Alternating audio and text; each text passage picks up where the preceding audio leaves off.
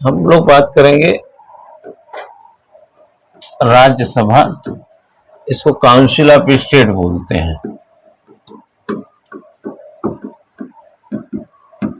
ठीक है, देखो कोई भी सदन, लोकसभा हो राज्यसभा हो, उसको समझने के लिए दो तीन बड़ी इंपॉर्टेंट बात है, प्रीलिम्स के पॉइंट ऑफ व्यू से और मेंस के पॉइंट ऑफ व्यू से।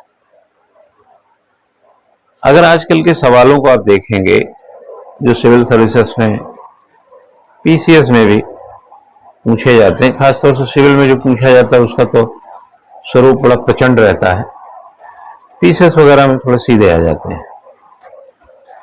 जब आप किसी भी सदन को पढ़ रहे हैं, चाहे लोकसभा पढ़ रहे हो राज्यसभा पढ़ रहे हैं, है ना, तो सबसे पहले इंपॉर्टेंट है, अगर क्रम से चलेंगे तो ये हमेशा जैसे होता है ना कि आप कोचिंग में आते हैं तो एंट्री करते हैं, फिर यहाँ से तो आपको क्लासरूम तक आने में कोई दिक्कत नहीं होती, लेकिन यही कोई इस तरफ से आने की कोशिश करे, सोचे ये दीवार हट जाए, इधर से क्लास हो जाती गेट, तो फिर वो ऐसे ही परेशान रहेगा।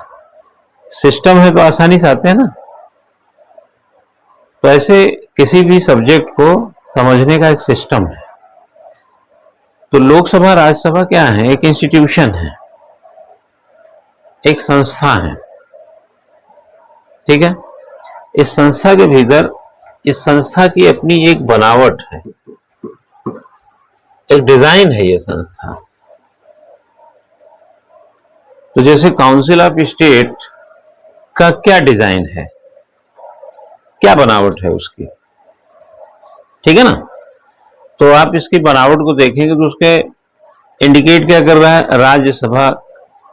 राज्यसभा नहीं है, राज्यसभा है, और अंग्रेजी में इसको बोलेंगे तो काउंसिल ऑफ स्टेट। एक प्रकार से जो देश के स्टेट्स हैं, वो स्टेट की बात नहीं कर रहा हूं जो आर्टिकल 12 में लिखा है, उस स्टेट की बात कर रहा हूं जो उत्तराखंड, यूपी है, और भी है राजस्थान, बिहार, जितने 28 स्टेट जो हैं ये, और यूनियन टेरिटरी भी है, दो में तो है ही कम से कम विधानसभा। उस स्टेट की बात कर रहा हूं। उस स्टेट के रिप्रेजेंटेटिव्स राज्यसभा में आते हैं। ठीक है, इसलिए इनको राज्यों के प्रतिनिधि भी कहा जाता है, और अप्रत्यक्ष तौर पर ये जनता से, मतलब राज्यसभा जो है प्रत्यक्ष जनता से नहीं चुनी जाती है। जनता ने ही चुना था स्टेट के लोगों को, जो विधायक वगैरह हैं, बट उन लोगों ने जिसको राज्यसभा में भेजा वो इनडायरेक्ट हो गया। इसलिए लोकसभा डायरेक्ट है, राज्यसभा इनडायरेक्ट। पहले इसका क्या, कोई भी चीज को समझने के लिए सबसे पहले क्या करेंगे? उसकी बनावट को समझेंगे, बना कैसे, डिजाइन कैसे है। ठीक, डिजाइन को जब आप समझ जाएंगे, जिसको आप अंग्रेजी में या दूसरे फॉर्म में कह सकते हैं स्ट्रक्चर, संरचना, इसको हम संरचना का नाम दे सकते हैं, स्ट्रक्चर बोल सकते हैं। ठीक है ना, इसका स्ट्रक्चर क्या है? कोई भी स्ट्रक्चर बिना किसी ऑब्जेक्ट के होता ही नहीं है। होटल जो है ऐसे ही थोड़ी बना दिया गया, कोचिंग ऐसे नहीं बना दी गई, यानी कि कोई भी स्ट्रक्चर बिना उद्देश्य के होते नहीं है ना। और एक उद्देश्य भी छिपा होगा, और बिना पावर के नहीं हो सकते, बिना शक्ति के। कुछ तो शक्ति होगी भाई। आप पृथ्वी पे रहते हैं, इसकी अपनी पावर है। जहां नहीं रहते लोग, उसकी भी पावर है, क्योंकि वो भी कहीं ना कहीं किसी न किसी तरीके की पावर से ग्रस्त है। हर व्यक्ति, जितना यहाँ विद्यार्थी बैठा है, किसी का मैथ अच्छा होगा, किसी का साइंस अच्छा होगा, किसी का हिस्ट्री अच्छा होगा, कुछ न कुछ आप में पावरफुल चीज होगी। तो राज्यसभा की अपनी एक पावर होगी। तो हम उसका डिजाइन समझने के बाद उसकी शक्तियों को समझ लें, पावर को, है ना, इसके पावर, इसके फंक्शन, ऐसे चीजों को हम समझ लें। ठीक है, इसके रोल, भूमिका, जैसे पावर है, फंक्शन है, रोल है, हा? इसके रोल को समझ लें, यानी क्या भूमिका अदा करता है। कहां कहां ये फैला हुआ है, इसका विस्तार कहां कहां है। अभी आपने महिला आरक्षण विधेयक पारित हुआ सदन में, पहले कहां पारित हुआ? लोकसभा में। फिर कहां गया पारित होने के लिए? राज्यसभा में। क्या महिला आरक्षण विधेयक बिना राज्यसभा के पारित हुए कानून बन सकता है? हो ही नहीं सकता, पॉसिबल ही नहीं है।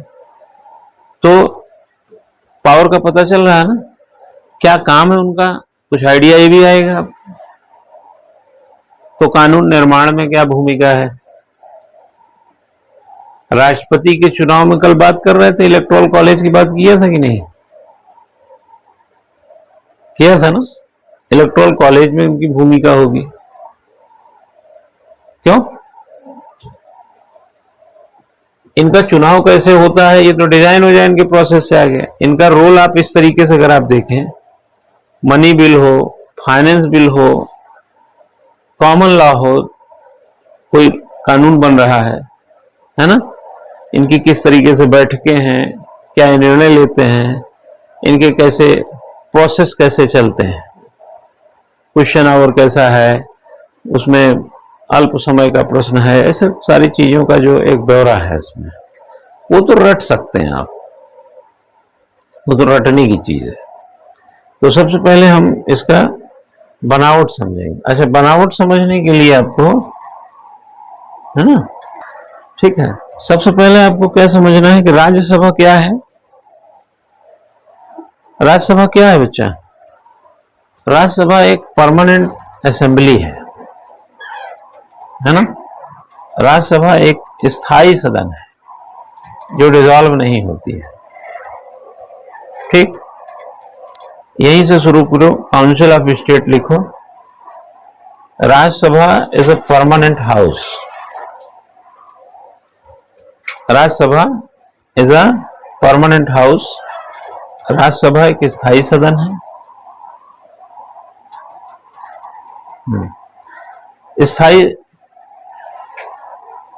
स्थायी सदन का मतलब, हाँ, तो इसको कह सकते हैं it can not be dissolve. इसे भंग नहीं किया जा सकता।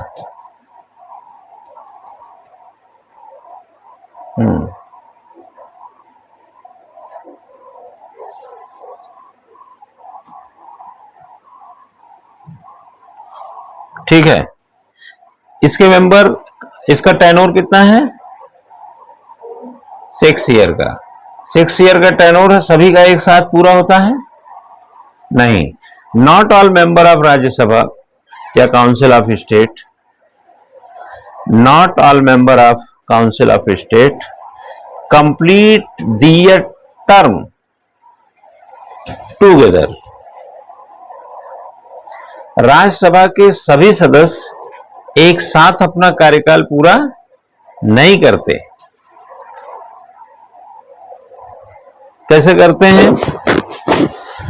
1/3 of its member retired, 1/3 of members member retired at end of every second year। सुनो,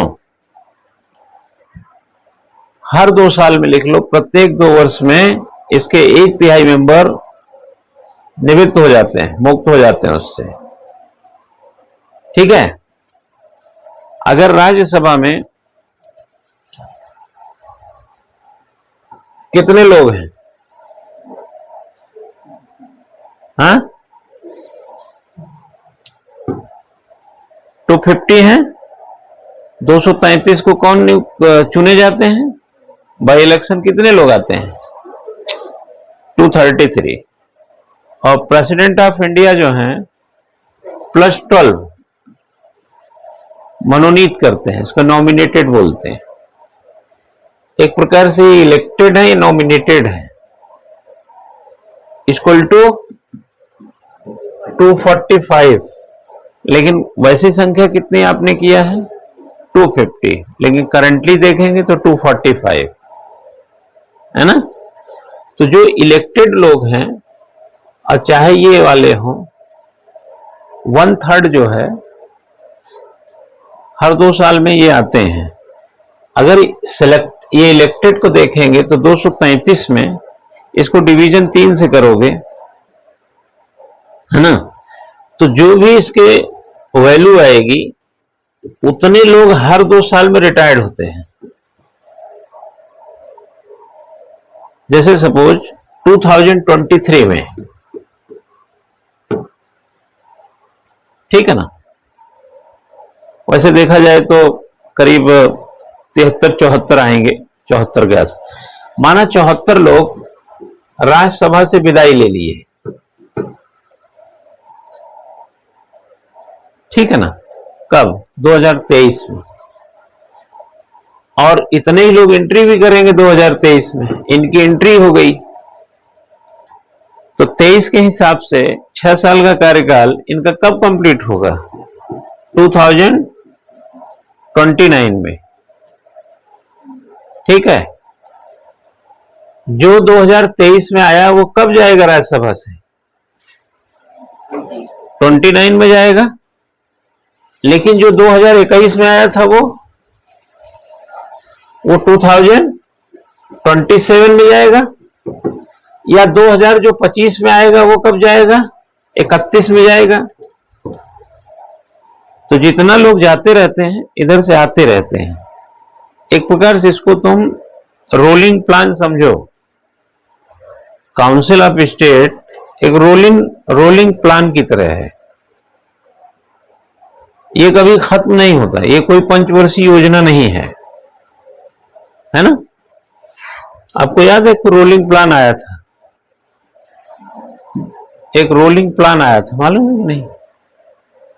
पढ़े हैं कोई? रोलिंग प्लान नहीं पढ़ा है? जैसे 1978 टू हमने 1983 किया, कितना साल है ये? 5 साल।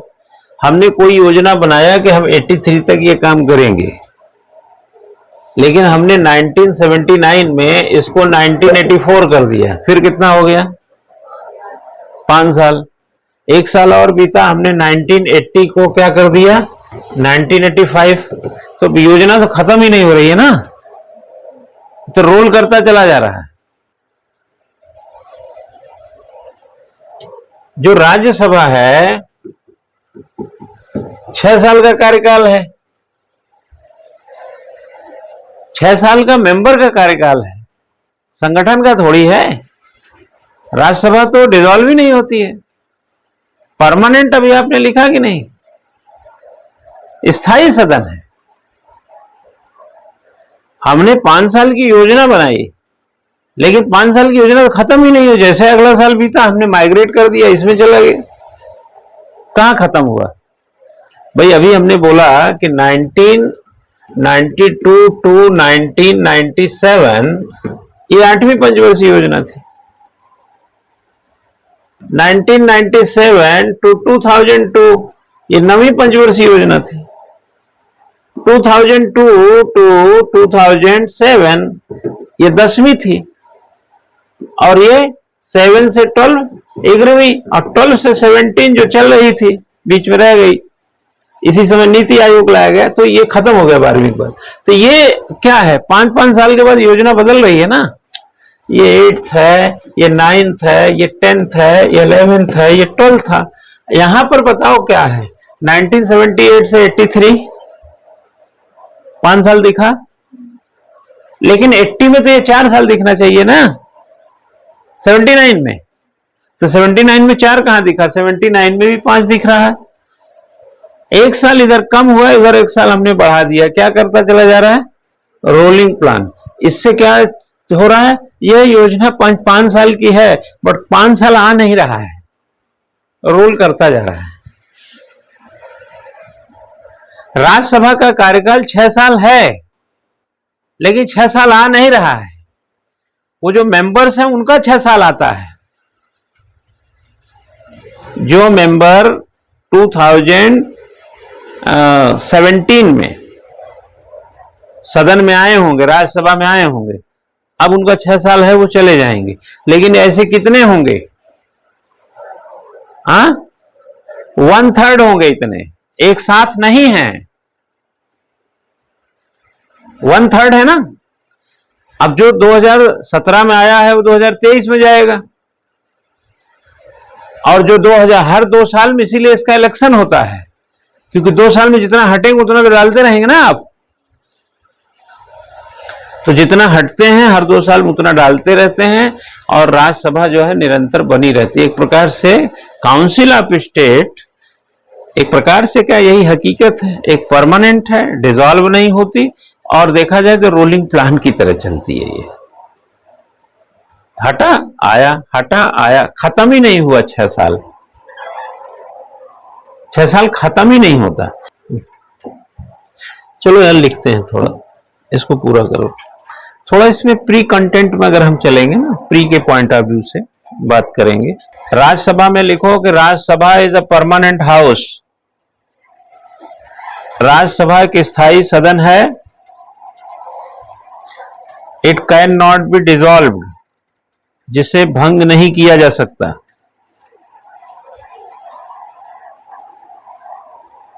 ठीक है, भंग नहीं किया जा सकता। Not all member of Rajya Sabha, not all member of Rajya Sabha या काउंसिल ऑफ स्टेट लिख सकते हैं, complete their term together. Rajya Sabha के सभी सदस्य एक साथ कार्यकाल नहीं पूरा करते। 1/3 इट्स मेंबर रिटायर्ड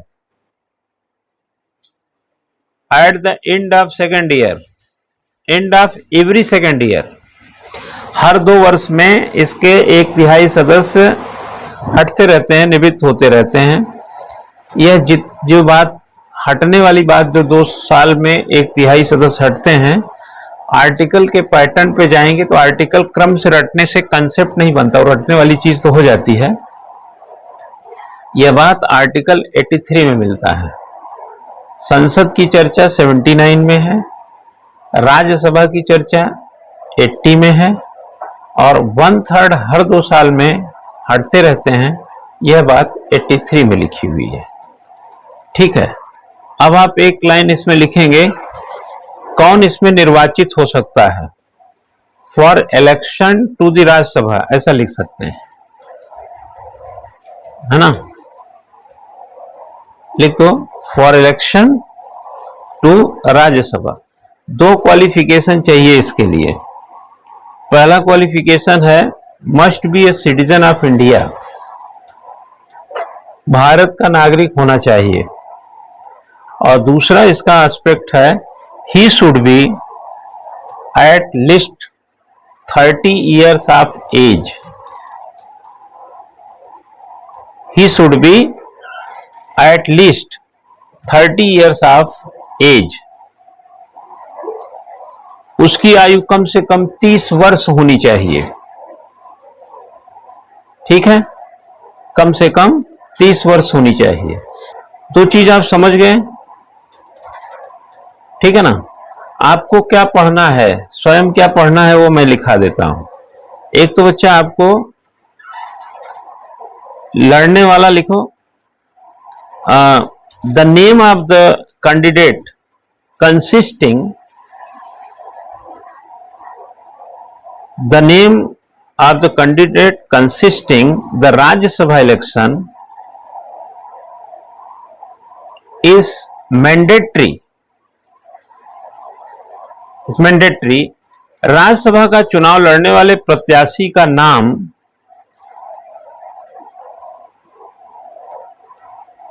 आवश्यक रूप से लिखो। एक तो आप जाएंगे आर्टिकल 84 में। 84 का मतलब 80 क्लॉज 4 करना, ब्रैकेट में 84, 80 क्लॉज 4 में आपको क्या क्या ध्यान देना है। थोड़ा थोड़ा तो आप ध्यान दे सकते हैं ना, अभी नोट्स मिल जाएगा तो उसको आप ध्यान दे लेना, नहीं तो कुछ किताबें हो तो पढ़िएगा। प्रपोजल, हाँ,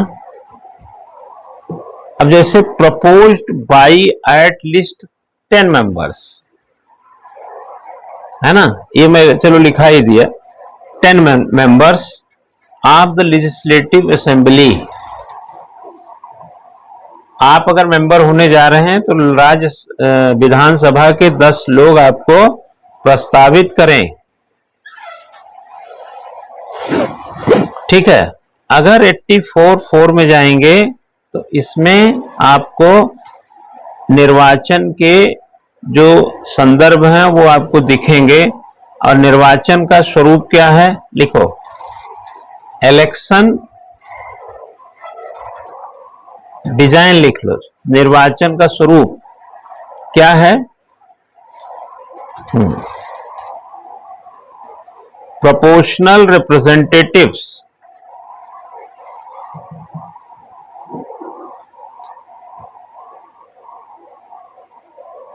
proportional representative system and single transferable vote, single transferable vote, ठीक है। ये दोनों मतलब समझ गए हैं, नहीं समझे, प्रोपोर्शनल और ये, हाँ? राष्ट्रपति के इलेक्शन में आपने एकल संक्रमणीय समझ में, सिंगल जो मैंने ट्रांसफरेबल वोट है, नहीं, कितने लोग समझ गए दोनों बातें? प्रोपोर्शन का मतलब ये होता है कि जैसे उत्तराखंड में 70 विधायक हैं तो हर विधायक की एक वैल्यू होगी, ठीक है। समानुपातिक, जैसे रिप्रेजेंटेशन में समानुपातिक एक संदर्भ होगा। जैसे यहां से 3 लोगों को आप मान ले राज्यसभा में भेजते हैं, तो 3 लोगों में 70 लोग हैं ये, तो इनके वोट प्रोपोर्शन के हिसाब से ये 3 लोगों को बनाया गया है। लेकिन यह आदमी समानुपातिक रिप्रेजेंटेटिव, यानी कि उत्तर प्रदेश से एक व्यक्ति उसी रेशियो में रिप्रेजेंटेशन, जो वोट का डिवीजन है वो प्राप्त करता है, यानी आपका वोट इनका वोट बराबर है। लेकिन अगर उत्तराखंड में होगा तो विधायक जो उत्तर प्रदेश का होगा, जो उत्तराखंड का, उसका वोट अलग हो जाएगा। हर विधायक का वोट बराबर नहीं है, नहीं समझ में आई बात? उत्तर प्रदेश की, उत्तराखंड की पॉपुलेशन कितनी है? इकाई, दहाई, सैकड़ा, हजार, 10,000, लाख, 10 लाख, करोड़, इतनी पॉपुलेशन है उत्तराखंड की, ठीक है। और विधायक कितने हैं? 70, और मल्टीप्लाई क्या करोगे, क्यों, है ना? कैसे, यही तो फार्मूला बताए थे, हाँ? फार्मूला नहीं बताए? एक विधायक का वोट 135 के बराबर होता है। यहां पर फार्मूला राष्ट्रपति वाला इलेक्शन में बताए होंगे, आपको पक्का बताए होंगे। एक विधायक का वोट, क्या समझे, ऐसे होगा, मल्टीप्लाई 1 0, इसका 1 0, इसका ऐसे काटा गया है, फिर ये, मैंने देखो फार्मूला थोड़ा खोलो तो उसको, फार्मूला बताए होंगे। एक विधायक का वोट यहां 135 आता है, फार्मूला लिखा है होंगे राष्ट्रपति वाले में, देखो। हाँ, क्या बात कर रही है, ऐसा कैसे हो सकता है?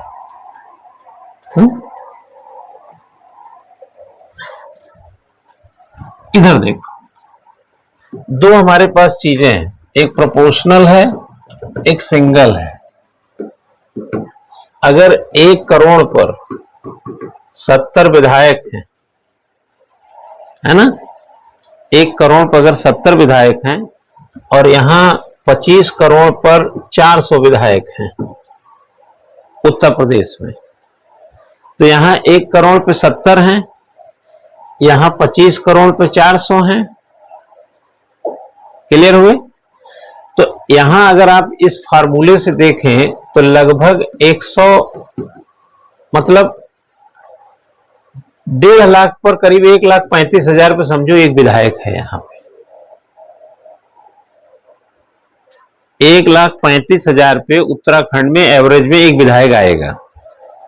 ये पता करना है तो आप 1 करोड़ में 70 से भाग दे दीजिए, 1,35,000 के आसपास उत्तर आएगा।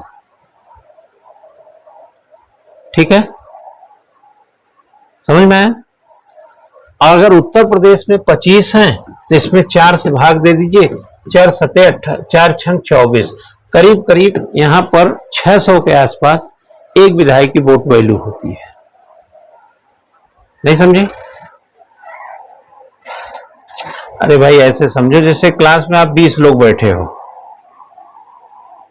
मैं एक टीचर हूं, तो मैं 20 को रिप्रेजेंट किया।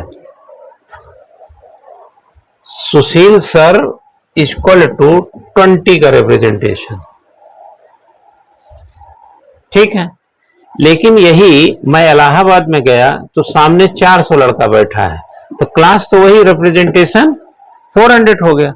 तो इलाहाबाद में 400 स्टूडेंट पर मेरी वैल्यू बनती है, यहां 20 स्टूडेंट पे मेरी वैल्यू बनती है। तो जब मैं देहरादून में होता हूं तो हमारी वैल्यू ये होती है, और जब मैं इलाहाबाद में होता हूं तो मेरी वैल्यू ये, और सीकर गया तो 1050 पे वैल्यू थी।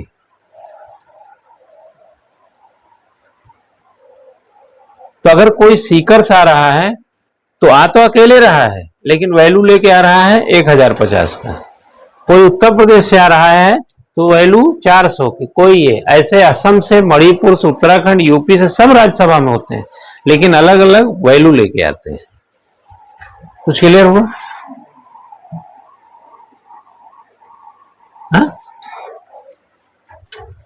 खैर, सिंगल लार्जेस्ट क्या है, सिंगल एकल संक्रमणी क्या है? एकल संक्रमणी में क्या है? हर किसी का वोट एक के साथ होता है, समझे ना?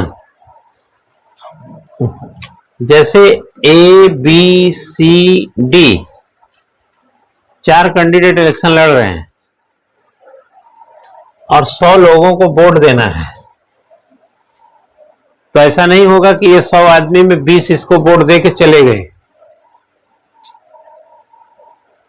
एक आदमी, माना रमेश है, रमेश अगर वोट देने जाएगा तो एकल संक्रमणी आपके वोट में रमेश का वोट इनके साथ भी, उनके साथ भी है, प्रायोरिटी रहेगी। बस ए को उसने कहा कि हम 2 नंबर पर रखते हैं, बी को बोला हम 1 नंबर पर रखते हैं, इसको 4 नंबर पर, इसको 3 नंबर। अगर मुझे प्रायोरिटी देना हो तो इलेक्शन अगर कोई जीते तो रमेश के हिसाब से ए बी को जीतना चाहिए।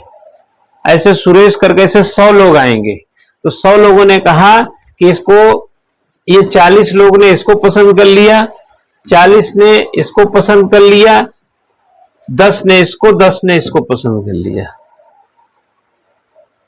100 लोगों ने अपना अपना मत दिया, तो मत ये निकल के आया।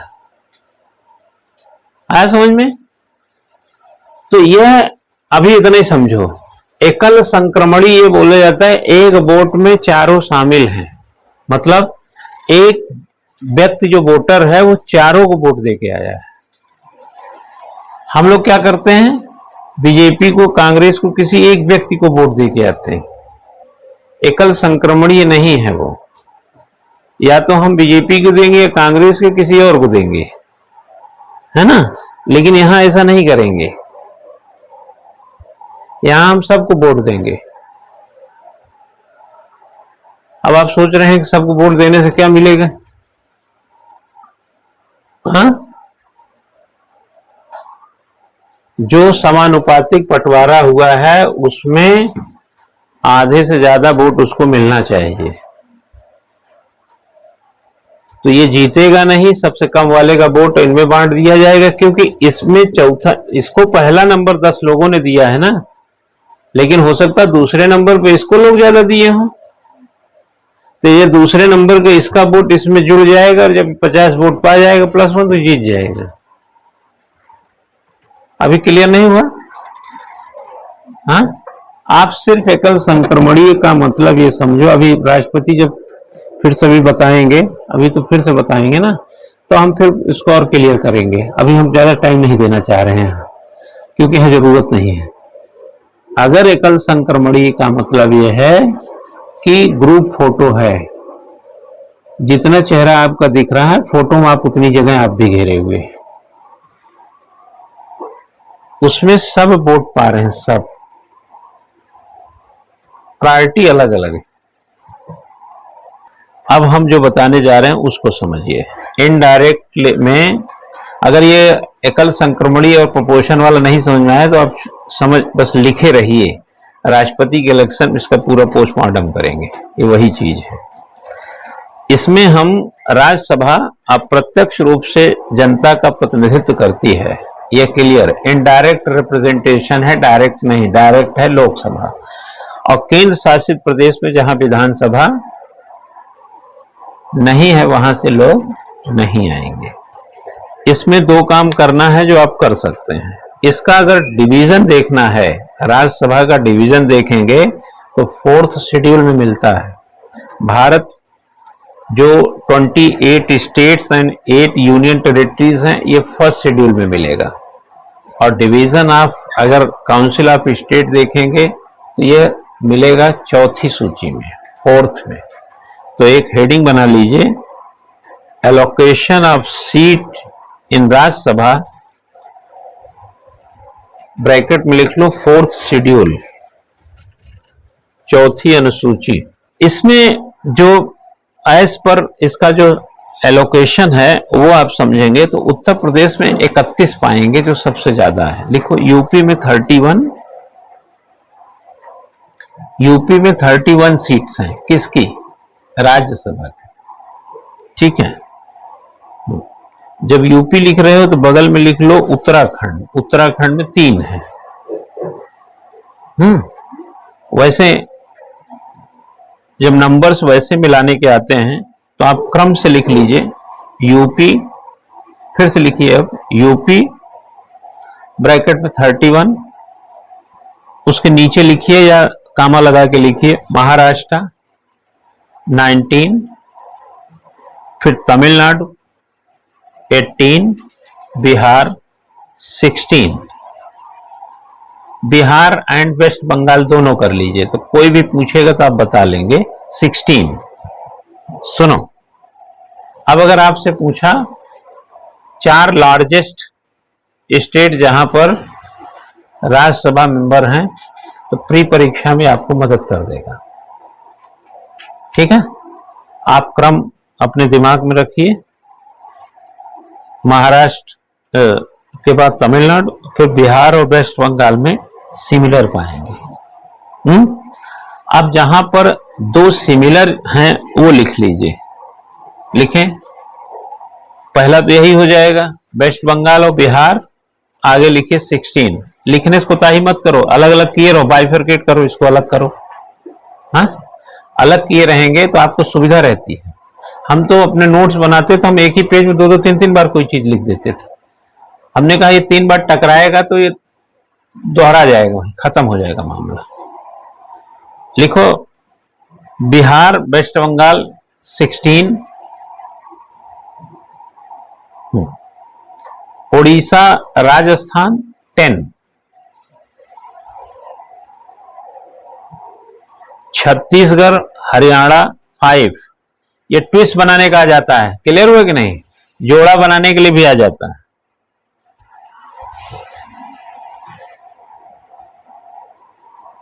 ठीक है, ये 2-2 वाले हो गए।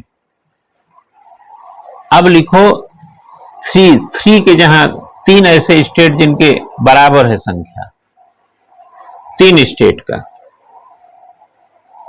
आंध्र प्रदेश, मध्य प्रदेश, गुजरात, ये तीनों में सिमिलर सीट है, 11 लिख दो।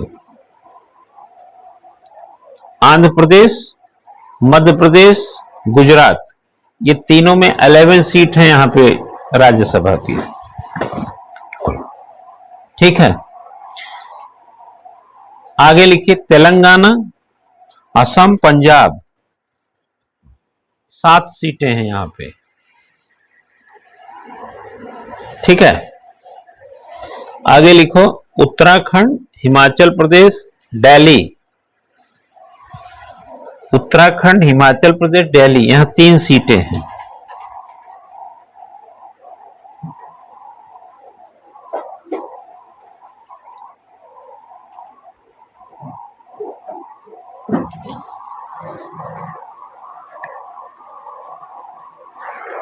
आपने तेलंगाना लिखा कि नहीं?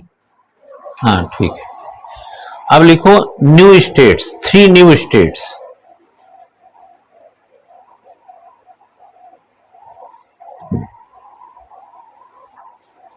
हम वैसे तो 4 बताएंगे। सबसे पहले 1 नवंबर को कौन बना था?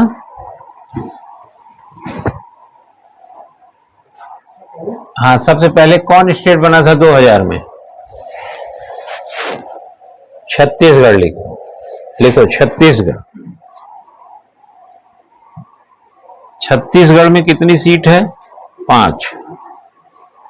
फिर बना था उत्तराखंड, है ना, 9 नवंबर को, कितनी सीट है? 3। फिर लिखो झारखंड, ये 15 नवंबर को बना था, इसमें लिखो 6 सीट। ये वो 3 न्यू स्टेट्स हैं जो एक साथ बने थे। और लास्ट में लिखो तेलंगाना, ये सबसे नया स्टेट है तेलंगाना, जहां पर ये सीट की संख्या कितनी है? 7। ओके, ऑलमोस्ट सारी चीजें आ गई हैं। हाँ, आ गई है ना?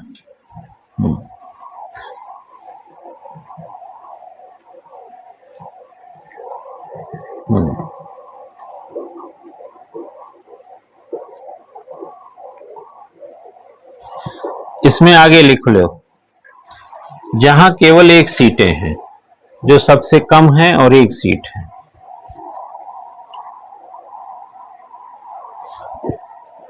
लिखो गोवा, पुदुचेरी,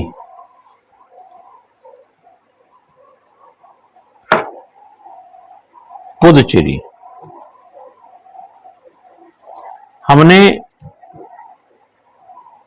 असम का नाम पहले ले चुके हैं, क्यों? असम का नाम ले चुके हैं ना? और किसका नॉर्थ ईस्ट में नाम लिए हैं?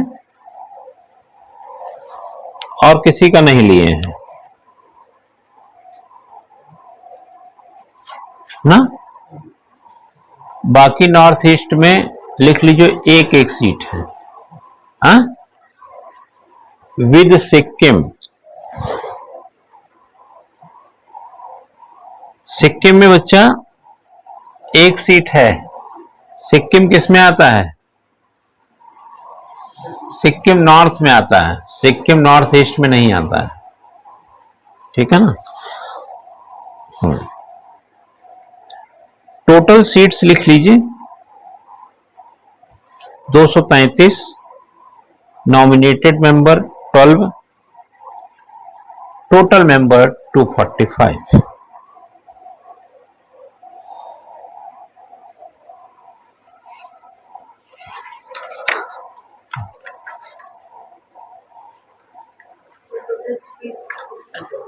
$245 245 तो लिखा है, जोड़ ना उसको, जो मेंबर्स हैं। टोटल कितने मेंबर हुए? हाँ, और कलेक्टिव में जाएंगे तो 250 मिलेंगे। अभी टोटल मेंबर्स कितने हुए हैं? 245। तुम यही कहलाना चाह रही थी क्या? यही कहलवाना चाह रही थी 250 को लेके? जब जानती हो तो समझ लिया करो ना, नहीं समझे? जब आता है तो आपको बड़ा मजा आता है, अभी जब हम पूछते हैं तब नहीं समझ में आता है। अब जब हम 233 प्लस 12 कर रहे हैं तो टोटल तो हम 245 ही लिखे हैं, 250 नहीं लिख सकते ना, फिर एक नया कंफ्यूजन क्रिएट हो जाएगा। अब 550 सीट लोकसभा में है, लेकिन हम 543 का ही तो जोड़ पाते हैं ना, वो तो आप समझ चुके हैं ना, उसको बार बार क्या समझाना है उसको। ठीक है।